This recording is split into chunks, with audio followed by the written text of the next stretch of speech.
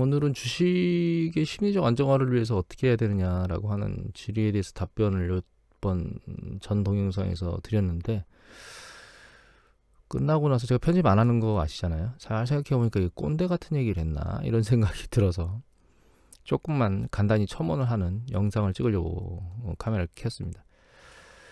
일단은 우리가 심리적으로 안정이 되려면 결과적으로 대규모 손실에 대한 그 불안정성이 사라져야 돼요. 그리고 시간이 지나면 무엇인가 얻을 수 있다라고 하는 확신이 커야 되거든요. 그래서 가장 먼저 여러분들이 아셔야 될 거는 결과적으로는 경기 사이클입니다. 왜냐하면 경기 사이클이 붕괴되면 이 대중소 구분 없고 우량 기업, 비우량 기업 구분 없이 주가가 전부 다 세게 밑으로 내려가기 때문에 결과적으로는 경기 사이클이 마음의 안정을 주는데 가장 중요한 역할을 해요, 사실은. 근데 문제는 경기 사이클을 우리가 TV 오더나 이런 것들에서 듣다 보면 실제로 경기 사이클을 사전에 예측하는 것들은 그러니까 TV나 전문가들 혹은 뭐 주식 전문가들 이런 것들을 보고 예측하는 건 여러분들 좀 불가능합니다. 왜냐, 그 시그널이 안 나오는 건 아니에요. 시그널이 나오긴 나오는데 문제는 그 시그널이 혼재돼서 나오거든요. 경기 수축이 된다 안 된다 뭐 이런 것들이 혼재돼서 나오기 때문에 일반인들은 세부적으로 어떤 것들이 더 중요한 경제 지표인지, 그리고 어떤 경제 지표들을 이제 모아서 보거나 어떤 현상들을 이렇게 집중적으로 모니터링을 하게 되면 경기 수축이 발생하겠구나라고 하는 걸 사전에 예측할 수 있는 부분을 모르거든요. 그래서 일반인들이 가장 그걸 어려워해요. 근데 사실 이제 중요한 거는 이거는 미국의 경기 사이클의 관점이고, 경기 사이클이고, 이거는 한국 경기 사이클의 움직임이거든요. 근데 이제 일단 아셔야 될 건 딱 두 가지예요. 한없이 경기가 확장되거나 한없이 경기가 수축하지는 않는다는 겁니다. 그거를 일단 머릿속에 넣어두고 계셔야 돼요, 개인들은.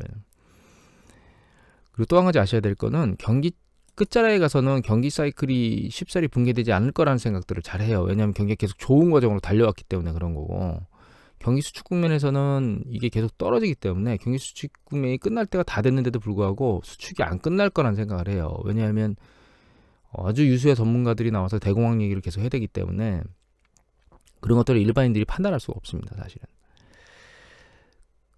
그렇기 때문에 한 가지만 생각하시면 돼요. 경기 사이클은 반복하고, 또 한 가지를 말씀드리면 확장 국면이 길고 수축 국면이 짧다. 이 두 가지를 이제 먼저 아셔야 될 것 같고, 그러면 일반인들은 도저히 알 수가 없느냐, 그걸 어떻게. 가장 중요한 게 그 정부의 통화 정책이에요. 중앙은행의 통화 정책이에요. 이 미국의 기준금리고 이 짙은 색이 가끔 보여드렸죠. 이게 경기 수축 국면이거든요. 근데 통상적으로 경기가 수축하기 전에 내려왔던 기준금리 일정 부분 올라갑니다. 이렇게 올라갔다가 경기가 수축하면서 기준금리가 밑으로 빨리 내려와요. 그리고 이게 일정 부분 다시 쌓이면 경기가 수축하고, 이걸 반복하거든요.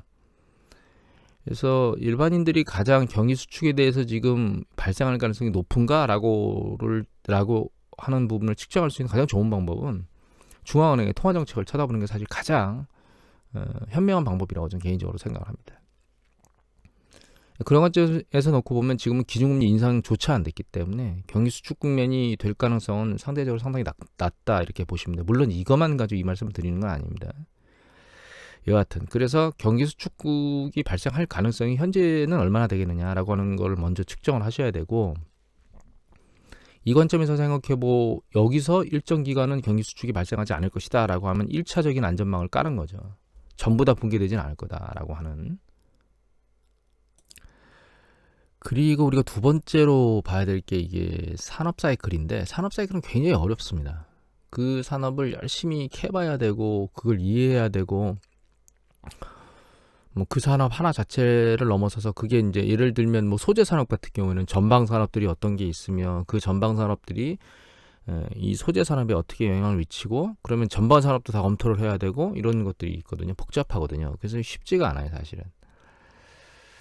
근데 이제 참고로 말씀을 드리면, 예를 들면 뭐 CJ 제일제당이나 오리온 같은 기업들은 이 상품을 잘 생각해 보면 우리가 일상생활에서 주로 이제 먹는 것들, 물론 뭐 CJ 제일제당 안에 유통도 들어가 있고, 그 다음에 사료, 바이오 사료도 들어가 있고 이렇게 있긴 하지만, 일반적으로 전체적으로 놓고 보면 결과적으로는 이제 우리가 일상생활에서 먹고 마시는 거 어떤 식음료가 관련된 음료, 여기는 음료는 없죠, 참. 그 음식 같은 거, 뭐 과자 같은 거, 오리온 이런 것들이 있기 때문에 얘는 일상적으로는 크게 경쟁력만 유지를 잘 하고 있다면 큰 이탈이나 이런 부분들이 좀 쉽지 않은 거예요. 그리고 우리가 먹는 것 같은 것들은 먹던 걸 주로 자주 먹는 패턴들을 보이거든요. 결과적으로 이런 주식들은 기업 자체에 큰 문제가 있지 않은 이상 일정 부분에서 박스권을 유지하거나 혹은 추세적으로 조금씩 머리를 들거나 두 개 중에 하나일 겁니다.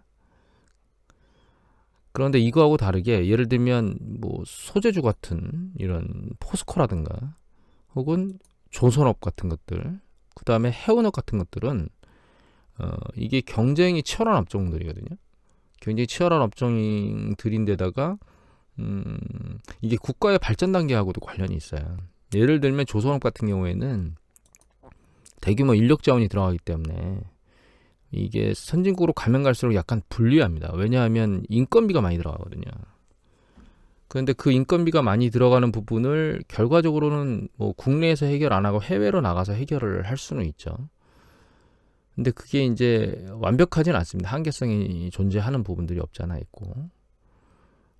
그리고 포스코 같은 경우 이 철강, 화학 이런 것들은 그 경제가 굉장히 빨리 성장, 그러니까 초반에 국가가 어느 정도의 성장 모멘트, 자본이 생기고 이러면 추가적으로 자체적으로 소재를 생산해서 자기 소재를 써서 수출을 한다거나 혹은 결과적으로 철강이나 시멘트, 화학 이런 것들은 도로, 철도, 그다음에 제품 이런 것들을 만들려면 반드시 필요한 것들이거든요. 만들기 위해서는.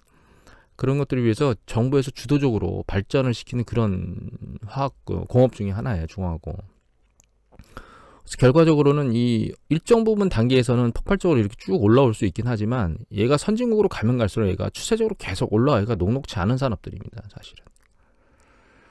그리고 이미 조선업 같은 경우는 말씀드렸지만 사이클이 한 20년 정도 된다. 그래서 이미 폭발적으로 올라온 게 있는데 그 폭발적으로 올라왔던 걸 다시 재현하기 위해서는 결과적으로 선박 수주가 기존에 있던 선박이 폐선이 되거나 아니면 그거 이외에 그거를 넘어서는 폭발적인 어떤 그 수요가 존재해야만 새로운 사이클이 만들어지잖아요. 이제 그런 것들을 잘 이해를 하는 전제 조건들이 필요하면 이게 사이클의 시작인지 아니면 단순히 그 안에서 발생하는 변동성인지를 잘 이해를 할 수가 있습니다. HMM 같은 경우는 상당히 위험한 주식들 중에 하나예요. 예를 들면 얘가 여기 똑같이 여기 조선업이라든가 조선업이나 철강업과 같이 일정 부분 쭉 끌어올려오면서 2000년대 그 중반에 중국 들어오면서 물량이 많아지면서 좋아졌지만 이 뒤로 두 번째 뒤로는 결과적으로는 이 선박 산업이 우리나라 선박 산업이 경쟁력을 유지하지 못해서 붕괴된 거거든요. 한진에어는 경쟁력을 유지하지 못해서 아예 사라져버린 거고. 그러니까 이건 우리나라가 지금 절대적 우위의 경쟁력을 가지고 있지 못한 산업이에요. 굉장히 위험한 산업이라는 겁니다. 근데 이걸 최근 추세로 놓고 보면 이렇게 땡겨보면 이렇게 폭발적으로 올라간 것만 쳐다보이니까 이게 좋은 것 같이 보이지만 전체적으로 놓고 보면 우리나라 산업이 상당히 빈약하구나. 얘가 경쟁력에서 이런 것들을 우리가 느낄 수 있는 것들 중에 하나예요. 그 삼성전자는 보시면 꾸준히 추세를 잘 밀고 올라왔는데 삼성전자의 현재 문제점, 즉 최근에 이제 작년 초반 이후에 계속 밀려서 내려왔던 이 문제점은 기업 자체의 문제점이기보다는 그 반도체 경기 사이클의 문제점이거든요. 그러면 기업이 경쟁력만 유지하고 있다면 그 사이클이 다시 회복될 때 올라갈 수 있는 과정을 거치는 거고 그 반도체 사이클이 여기 주가 차트 안에 다 포함되어 있는 겁니다.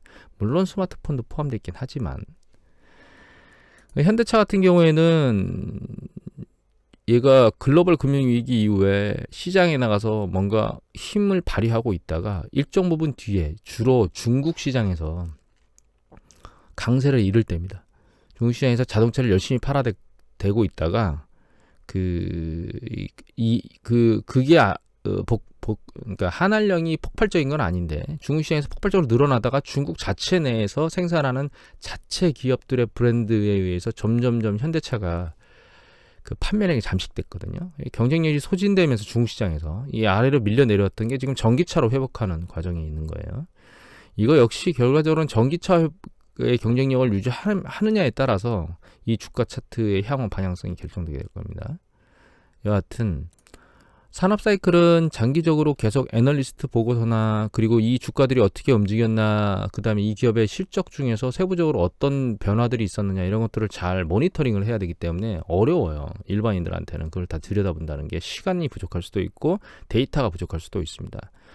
다만 우리가 그걸 미루어 짐작할 수 있는 건 사실 장기 차트입니다. 장기 차트. 일반인들이 어떤 주식을 점유했을 때 이 장기 차트를 이렇게 이거 월봉 차트거든요. 월봉 차트를 이렇게 들여다보면 이 기업이 어떻게 움직였나를 이거 좀 짧으네. 오리온이 이거 분할 상장되면서 이미 잘렸나 봐요. 그런 것들을 우리가 좀 미루어 짐작할 수 있는 거울일 수가 있습니다. 장기 차트가. 그러면 왜 이렇게 상황이 발생했는지에 대해서 곰곰이 찾아보셔야 돼요. 왜 주가 차트가 이렇게 움직였지라고 하는 것. 그런 것들을 찾다 보면 여러분들께서 일정 부분 산업 사이클에 대한 어떤 그 힌트 같은 걸 얻으실 수 있을 거예요.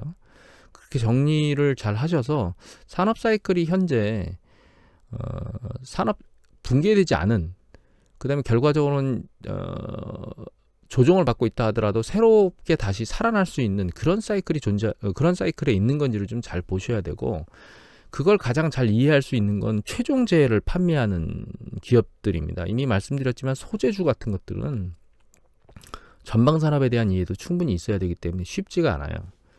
그런데 우리가 최종적으로 뭐 판매하는 자동차라든가 혹은 뭐 핸드폰, 스마트폰 이런 것들이라든가 혹은 이제 식은 먹는 거, 음식이나 뭐 음료 이런 것들은 최종재가 뻔히 보이고 우리가 일상생활에서 쓰기 때문에 얘가 경쟁력이 있다 없다를 금세 알게 되거든요.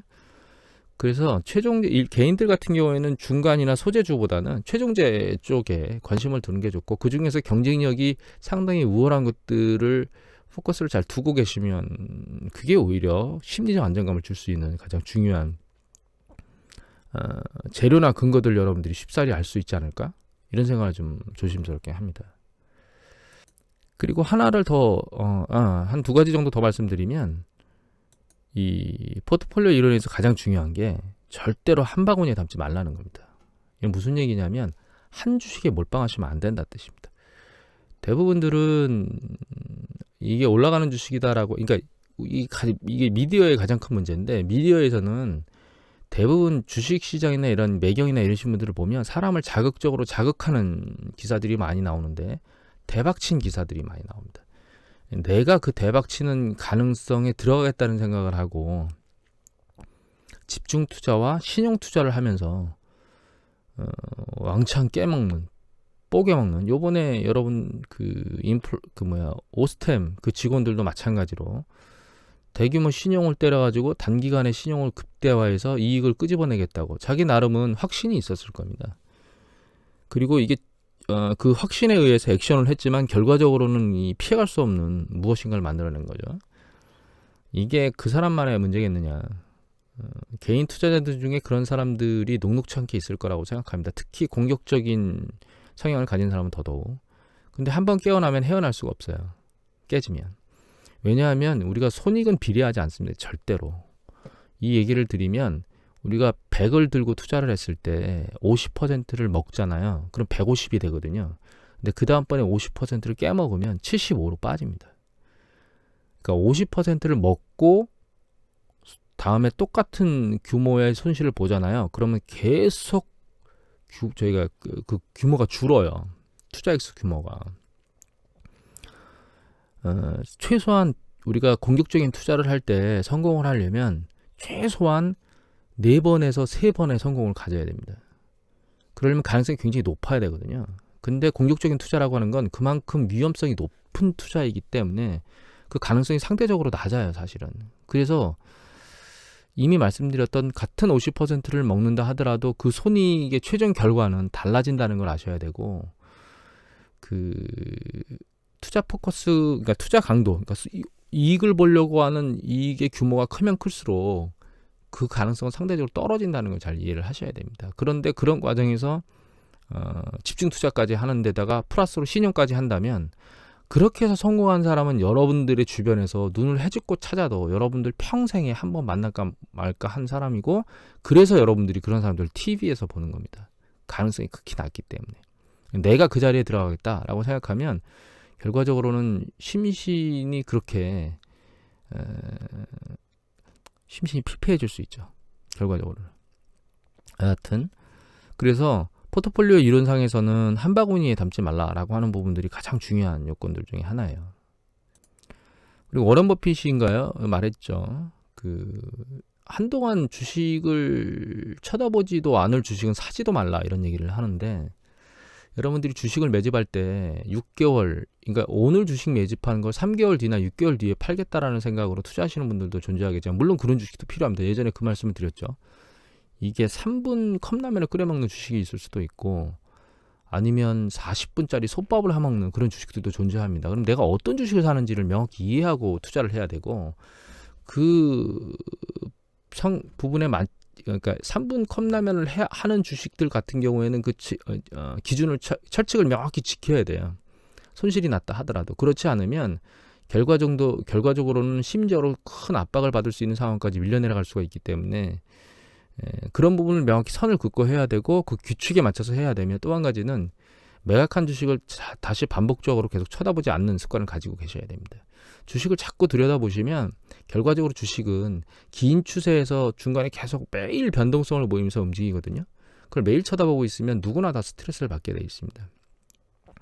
그래서 스트레스가 없는 주식을 사려면, 그러니까 없는 주식 투자를 하려면, 내가 얘를 그냥 묻어두고 1년 뒤나 2년 뒤나 3년 뒤에 팔아도 될 만한 주식들을 사시는 게 가장 스트레스를 없애는 투자 방법 중에 하나예요.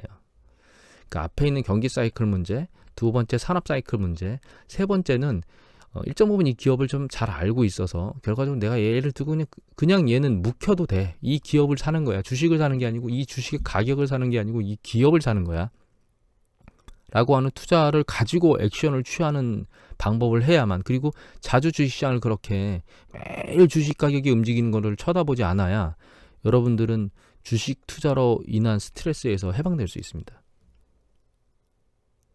그리고 그럴 수 있으려면 여유 자금을 가지고 해야 되겠죠. 이런 부분들을 정리하시면 일단은 심리적으로 안정감을 갖는 주식 투자를 할 수 있어요. 마지막으로 하나를 더 찝어드리면, 주식을 살 때 여러분들의 마음과 반대 방향에서 액션을 해야 됩니다. 이게 무슨 얘기냐면, 주식이 아랫방향으로 내려갈 때 상당히 사기가 싫어요. 더 내려갈 것 같고 마이너스 날 것 같고 지금 사도 되나 이런 느낌이 들거든요. 근데 문제는 그때 사야 됩니다. 내려갈 때. 그런데 이 내려갈 때 이걸 계속 내려갈지 안 내려갈지 어떻게 판단하느냐, 뭐 여러 가지 방법들이 있고 좀 세부적으로 좀 더 토론해야 될 문제가 있지만, 아주 쉽게 말씀드리면 지금 움직이는 이 하락이 시장 전체에 대한 움직임이냐 아니면 개별 주식에 대한 움직임이냐, 이 부분들을 잘 생각하시면 돼요. 그러니까 시장 전체가 움직이는 것 때문에 이 주식이 내려간다는 얘기는, 그리고 이 개별 기업의 그 주식에 별다른 문제점이, 특이점이 없는 상황이면 이 기업은 전체의 움직임 때문에 내려가는 건지 문제가 있어서 내려가는 게 아니에요. 이걸 아주 명확하게 표시하는, 명확하게 싸게 살 수 있는 때가 언제냐면 그게 경기 수축 저점입니다. 그때는 기업 자체에 문제가 있는 게 아니고 그냥 기업하고 소비자가 서로 투자와 지출을 안 하기 때문에 밑으로 밀려 내려가는 거거든요. 기업 자체는 문제가 없는 거예요. 그래서 이 시기에 주식을 이렇게 사서 담으면 나중엔 결과적으로 기업이 다시 회생해서 이익을 내는데, 문제 이제 그 시점에 사이가 두려운 심리가 가장 강하다는 거죠. 지금 같은 경우에도 주식시장이 변동성을 보이고 있는데, 이 변동성은 경기 사이클 움직이는 중간에 출구 전략 때마다 일어나는 변동성이라는 얘기를 드렸잖아요. 그러면 이때 주식이 흔들릴 때마다 주식을 사는 게 맞다는 거죠. 근데 사는 그 주식, 그 개별 기업에 큰 문제거리만 없다면 시간이 지나면 얘는 회복될 거라는 거예요. 그게 두렵다. 그러면 그때는 그냥 시장을 사는 거죠. 혹은 섹터를 사거나. 시장을 산다는 얘기는 지수를 사는 거고, 뭐 코덱스 200 같은 ETF를 사도 되고, 섹터를 산다는 것은 뭐 그런 섹터 지수들이 있잖아요. 그럼 개미들은 사실 큰 줄기로 놓고 보면 그냥 시장을 사는 거 하나 하고, 몇 가지 내가 좋아하는 주식들 중에서, 내가 잘 알고 있는 그런 주식들 중에서 상대적으로 기업의 자체에 문제는 없는데 이렇게 세게 흔들리는 이런 과정 중에 그걸 조금씩 모아놓으면 나중에 주식 시장이 굉장히 활성화되어 있고 주식이 계속 올라가고 있을 때, 시장이 그때 좋은 결과를 얻어내는 작업을 하면 되는 거거든요. 이렇게 지금 말씀드린 걸 차분히 한번 생각을 해보시면, 이런 과정으로 투자를 하는 게 주식 투자에서 그나마 심리적 안정감을 잘 갖고 내가 돈을 계속 따서 모으는 그런 즐거움을 얻을 수 있는 방법이 아닌가, 이렇게 해서 최종적으로 한 번 더 정리를 해봤습니다. 오늘 이것으로 마치도록 하겠습니다.